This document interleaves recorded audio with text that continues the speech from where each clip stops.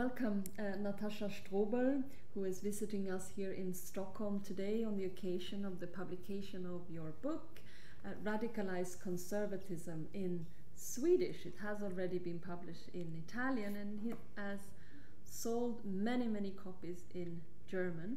You are a political scientist, a journalist and an author. You started off looking at the extreme right and the radical right. How come you started writing about radicalized conservatism? What is that topic? Well, as you said, I actually specialize in the traditional extreme right. I mean, I'm from Austria, so there's a history of the extreme right inside and outside of parliament. And I was especially concerned with how they speak, what strategies do they use to bring their issues to the surface and to intervene in public debate. And I realized some years ago that when I listened to Sebastian Kurz, who was a politician of the Austrian Conservative Party, then he was the foreign minister, then was leader, and then he was the chancellor, he uses the same strategies.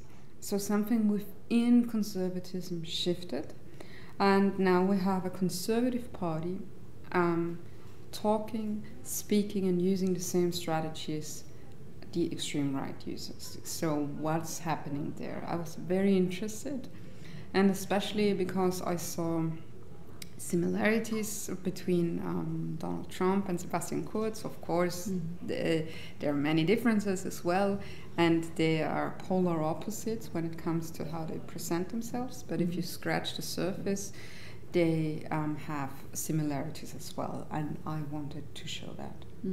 Were you surprised by what you found, that an established conservative party that has been a party that has spent, in the Austrian case, many decades in the government, could go through this kind of transformation and use rhetoric that used to belong to the extremes of the political landscape? Were you surprised? I was surprised because it was so quickly, and it all changed so quickly. So the party itself changed so quickly, and the results. So when we have the extreme right, we have parties. In the Austrian case, it's a very strong, a very big party, but still, it's an opposition party. Not always, but most of the time, and it's one of the smaller parties, if you want. So, but you have these two parties who are the pillars of stability, and I mean it in a neutral way. So they were like, after World War II, those two parties, the Conservatives and the Social Democrats, guaranteed the stability of the political system as it was. And now one of these parties, the Conservative Party, radicalizes out of the stability, of this consensus, of the status quo. And the results are very different from when the extreme right uses this kind of politics, which is bad enough, and it's a threat, and it's not harmless at all.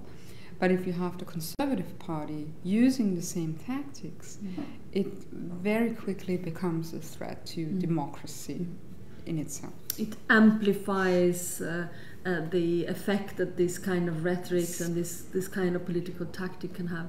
If we take the audience now more in detail into the kind of rhetorics that you have identified, if you say that the traits of radicalized conservatism, in this book you are taking the reader through this in 6 steps, and you talk about things like polarization of the political debate, a division of people and us and them. You also speak about a leadership cult, but one aspect that I find particularly interesting is what you describe as not only a critique of the rule of law, but a disdain or even a disrespect for a societies built on the rule of law. Can you quote some examples from the Austrian reality? What brought you to this conclusion? So we have the Conservative Party under Sebastian Kurz. They broke the law. Like in many cases, they just willingly broke the law because it meant it was good for them because they gained something out of it. For example, right at the beginning, the first election campaign, they overspent the budget because you could just spend a limited budget, and they just overspent, not just by a small margin, but by a small margin. And this was one factor that guaranteed their success. So they just did it willingly because they knew they had to do it, and they just paid a fine because they also knew that the fines they had to pay were small compared to what they had to gain out of it. So that's just one example. But also they weakened the institutions within government that were there to enforce the rule of law, especially the state attorneys. Like there's different branches of state attorneys, and one branch is corruption, so tackling corruption. And they really tried to get rid of the whole branch of state attorneys. And they did so before they could investigate the Conservative Party. And for some weeks and months, it was really not clear if they would basically rip a hole within the fabric on how the states and how the rule of law works. But it did prevail, so we still have the branch that tackles corruption, and now this very branch actually was the downfall of Sebastian Kurz, because they investigated him, they investigated the conservative parties. It was all very spectacular, and that led to the resignation of Sebastian Kurz. So what you are arguing is to say that this radicalized conservatism, they're not only criticizing a legal institution such as the state attorney against corruption, riksåklagare mot korruption, I think you would translate it into Swedish, but openly attacking that institution, trying to make their work impossible. Yes, I mean they really try to create facts. So it's not just trying to make some propaganda and this and that and trying to gain some votes out of it, but really changing on how society and how the states and how the political system works as a whole, and not by making it more democratic, but making it less democratic by disintegrating the whole system. We're talking here about the Austrian People's Party. It's the sister party of the Swedish moderates and the Swedish Christian Democrats. It's a party with a long history also in the post-war period, a party that have scored 20, 30, over 30% in the elections. So it is a big established party. Another aspect of the radicalization of this party that you're pointing to is the way that they are using a very polarized way of speaking about voters, about people, the division of people in us and them. Can you tell us a little bit more about this aspect of radicalized conservatism?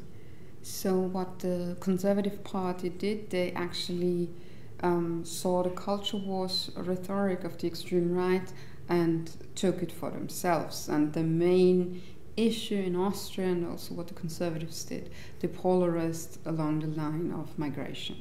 So, and asylum seekers, and they just made it a big issue. So us is always us Austrians, and them is them migrants who are decisively not Austrian. And it's especially, I mean, it's not all migrants, it's Muslims. So it's very clear along the lines of migration and of Christianity and Islam. and they're talking about identity and what makes Austrian identity, and we can't take everybody, and so on and so on. And Sebastian Kurz was, because Austria is in the middle of continental Europe, and he was very hard and the routes, the migration routes, we have to stop them, we have to shut them down, and he praised himself for shutting down the routes from the Balkans, so they can't come to Austria anymore. And he had a very hard stance, but it's not just asylum seekers, and they would just, every time there was a scandal, they would just pull out the asylum seeker issue and the migration issue, and they would find things they could present to the media. Also just deportations, when they needed them, they would just very publicly, very openly deport people, even children, small children who were born in Austria, in the middle of the night, with dogs, with the police, obviously traumatized the children, and they would just present those pictures and present the whole issue of taking a hard stance of migration, no matter the cost, no matter who they step over.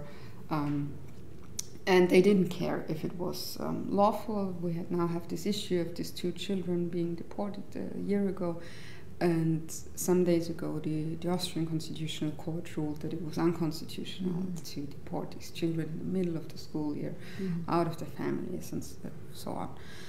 So migration and Islam and asylum seeking people, this is the issue. They're really, really trying to polarize and try to direct very negative emotions. And of course the Freedom Party, the far-right party in Austria, they have been doing that for years, for decades. But now you have 2 parties speaking the same language of migration. Yeah. So questioning the rule of law, questioning, even attacking state institutions that are in charge of upholding the rule of law, such as the state attorney, specifically the one responsible for the fight against corruption, a polarized political debate where the society is divided in us and them, and where them are the others, the foreigners, the asylum seekers, the Muslims. Another important aspect of what you describe as radicalized conservatism is this idea of a leader, of a strong leader, and you're using examples from the Tories under Boris Johnson, the Republican Party in the US under Donald Trump, the Austrian Conservative People's Party under Sebastian Kurz. What role does the strong leader play in this radicalized conservatist rhetoric? He becomes almost like a religious figure. So he's not longer just any politician, but a person, a figure who can guide us into a new era, which is different than what is now, because now it's perceived as bad, and it's almost cult-like, because all this religious rhetoric around this leader, and also this leader who presents himself as a strongman, depoliticizes and de-democratizes his own party, because the people who are in charge, they're not even elected in party or government positions. It's just his clique, his group around him, and they make all the decisions, but nobody elected them. It's family. There's this interesting comparison, because with Trump it was obviously family. I mean, it was his blood-related family who made decisions and who had very important roles to play. But it's also interesting because the group around Sebastian Kurz, they also called themselves family. So you have this sort of family, familia. It's almost mafia-like, clan-like, and this group of people suddenly make all the decisions and basically rule, and but nobody elected them on a democratic basis. In my reading, your book is a kind of a warning to say these kinds of developments can happen very fast. You describe how Sebastian Kurz in just a few weeks could transform his established party with local branches across Austria, regional leaders, solid party structures, youth structure, women's structure, countryside structures, and he just changes the party program, the party color, the party name, everything in just very short period of time. He takes the grip of the party, and the name of a strong leader, he would lead the party. Now what has happened since you published the book is that Sebastian Kurz is no longer chancellor, is no longer leader of the Conservative Party of Austria. Donald Trump is no longer president. Boris Johnson has also resigned. Have you seen already the end of radicalized conservatism? Does it disappear with these figures, or do you see a continuation? Do you see new leaders coming up? First of all these figures, they fell over themselves, and that is a good sign. So now there's some small space to actually breathe and to regroup, and that's good. So the US is a few steps ahead of Europe, so we can look to the US because now we have Joe Biden, who ran an anti-Trump campaign and succeeded. But it was closer than it should have been with all that happened. And Biden ran on a ticket that says, well, back to normalcy, back to decency, restoring the soul of America. So it was a backward. He promised us to go back in time and restoring that what had been lost to Trump. But he cannot fulfill this promise because there is no going back. So what the democratic forces, the leftists, the progressive, whatever you want to call them, should do, they should look forward and present how the future, which will be different to the present, should look like. Because it's the only way to beat them. Because as you can see, I mean, Donald Trump, all this that happened, January 6th and so on, and he's still there. And he's still on the verge of coming back. And it shouldn't be like that, but it is like that. Yes.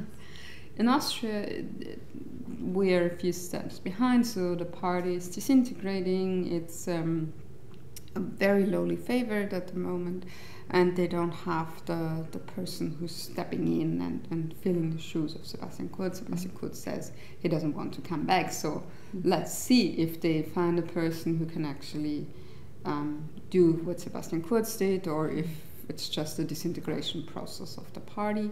But still, the damage is done, as in the UK. Even if Boris Johnson is now gone or will be gone very soon, the damage is done. And it's not damage you can just undo. So we have damages in the democratic system, we have damages in the political system, we have damages in the social security system, in the legal system, and so yeah, we have to see. But I think because radicalized conservatism is a symptom of something else, of a deeper crisis of the political system, it's not done. Maybe it comes back in another form, but we have to tackle the issues behind that. We are having this this conversation now as a part of your book launch in Sweden on the 23rd of August, and those of you who are following us live have the possibility to ask questions to Natascha straight, and you will try answer them. But you have kind of landed in the middle of the Swedish election campaign. Do you venture to make any analysis of what you see here? Do you think that radicalized conservatism as a phenomenon might be present in the Swedish political landscape as well? Of course, I try to follow the Swedish election campaign, and it's so complicated because every country gets so complicated at the moment. But I also had the pleasure of speaking to a lot of people here, and so there are bits and pieces where you can see the possibility of something like that emerging. So when you have discussions about testing 2-year-olds and language skills, and actually finding the parents, the families, for 2-year-olds not speaking proper Swedish. I mean, 2-year-olds, they're toddlers. That's, if you're willing to go that far, there's nothing that will stop you from going even further, or from having any constraints and saying, well, we're not touching kids, we're not doing anything with kids, because that's what you can't do in a democracy. But they're doing it, so they're attacking 2-year-olds. If you have this whole rhetoric of us versus them, of having pathological explanations on how crime emerges, of wanting to test specific teenagers in specific areas who have a background of migration and so on. I mean, that's really the seed on where radicalized conservatism, because it's not the Sweden Democrats, or not only the Sweden Democrats talking like that. You have it in the Conservative Party, in the Christian Democratic Party, in the Moderate Party. That's a way of concern, especially when it comes to forming a government. And then if you're willing to take the Sweden Democrats into parliament, into government, or being tolerated by them, then it's not just being pushed by the Sweden Democrats, but then you have actually forces within the democratic conservative parties who think and talk very akin to the Sweden Democrats, and then you have a problem in a democratic country. So you're telling us to be aware of this phenomenon also in Sweden, and also in the Swedish election campaign. And I think, in my opinion, I think you're absolutely right. I think when I read your book now several months ago, and I realized that you were writing about Austria, the UK, the US, other countries, but I saw that you were actually writing about and analyzing a development that I thought we could see in Sweden as well. The largest country of Europe, Germany, is a country where your book has received a lot of attention. 30,000 sold copies. You've been to every thinkable podcast studio, radio interviews. Lots of newspapers have written about your book. Why are the Germans so concerned about radicalized conservatism? What are the trends that you can see in Austria's largest neighbor? It gained more attention in Germany than it actually did in Austria, which I was very honored, of course. But of course, I mean, Germany, they're very aware of the position they have. I mean, Germany is the largest country, and if German democracy weakens, it's going to be a problem for all of Europe. So they have to be stable. And they had this long Merkel chancellery, which is a very different branch of conservatism, still conservatism, but very post-war harmonic conservatism. So they were concerned what happens after Merkel, because of course outside of parliament there are conservative opinion makers who very closely aligned to the right wing. And the question was, does this transfer to the Christian Democratic parties? I don't have an answer to that, because at the moment it doesn't look the way like that something happens like in Austria or in Hungary, which is the role model for everybody else, and in the UK. So at the moment we have Friedrich Merz, who tries every now and then to go into that direction, but maybe he's not the right person to do that. But there is, of course, the threat of German Christian democracy going into that direction, but at the moment it doesn't look like it. So, yes. So in your analysis, you're using the examples of Austria, you're looking into the UK, you're particularly looking into the US, and what you're telling me now is that even though the charismatic leaders that you were looking at might not be in office just now, maybe on their way back, maybe others will replace them, definitely the phenomenon of radicalized conservatism is here to stay. This lack of respect for the rule of law, instead of being a party that conserves state institutions, conserves the constitution, you have parties that are aiming for a radical change in these institutions, or even pretend that they stand above the law, that they can allow themselves to do whatever they want, fund their parties how they like, break the rule if it fits their if it fits their agenda. If these kinds of people come into power, if a radicalized conservative party comes into power, in Sweden, in Germany, where are we heading? Where is the you know, what can we? I know as a political scientist, you might not want to make projections. You'd rather want to analyze what's here and now. But tell us what's down the road of this development. Well,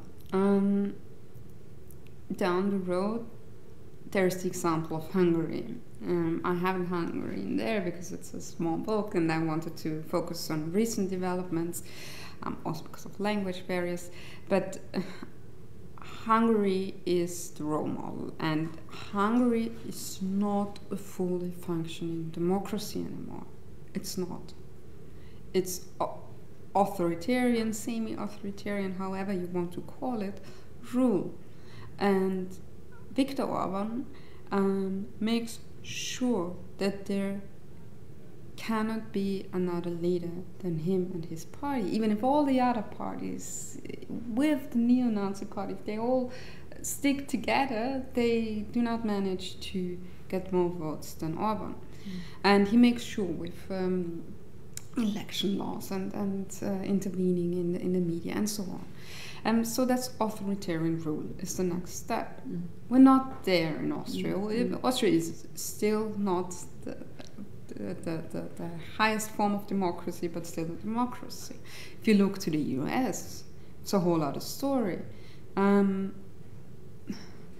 mean, I spoke to US experts. I recently had the pleasure of speaking to Jason Stanley in Vienna. He was there. He's a very renowned theorist on fascism, philosopher. And he speaks of American fascism as a possibility if Trump's come back. And it's just, I mean, not to sound alarmist, but fascism is a possibility in the future. And every time fascism is, we're not there yet, but if it is a possibility in the future, we have to do everything in our power to make it go away, because fascism is the end of everything. And so after authoritarian rule, there's fascism. And that we have to prevent. Yes, I think your book is an excellent guide in recognizing the steps that are taken, the patterns that we need to be aware of, the alarm clock sounding at different ways that radicalized conservative parties behave, what they say, what they do, what kind of policies, what kind of rhetorics they use. But to end on a positive note, because we need to wrap up. And I know this is even more difficult for someone who's not an activist, but a journalist and a scientist. What are the strategies that could be used as counter strategies? Like, how can we defend the rule of law? How can we defend a democratic conversation about the problems that a country has without dividing us in us and them, without making people the enemies of one another, but maybe as citizens of a common nation, a common project. What are the best strategies? Are there any? Of course they are, and I think I try to make it as short as possible. So we are living, or very obviously, in a time of crisis, and it's very, very clear there is no going back. You have to let go of the past. There's no going back to the year 2014 or something. So the only way through, the only way out is through. But, and that's the positive thing, the future is as open as it never was in the last decades. So that you can shape the future, and you can think big, and you can think radical in a positive way. So the key component is solidarity. What does it mean? How do we find? Yeah. So neoliberalism tells you you're alone and you individually have to tackle every crisis. That's not going to work very obviously, especially climate change. The authoritarian answer is, well, you have to fight against data groups and it's tribalism. But the leftist answer is, of course, all the marginalized people, all the people not profiting off capitalism, they have to stick together in the solidarity movement and have to give an answer how the future could be. And the future doesn't have to get worse and worse and worse. A better future is still possible, and that's something to fight for. Thank you so much, Natascha Strobl, who's here in Stockholm to present her new book, Radikaliserad Konservatism. Finally, in Swedish, it's a beautiful translation by Hillevi Jonsson. I'm very grateful for that. I hope your book finds its way to many, many readers. It comes so timely in the middle of this awful election campaign, but I'm so happy that you managed to end on a positive note and inspiring some hope. There are counter strategies we need to find, and there is some hope. Thank you so much again. Thank you.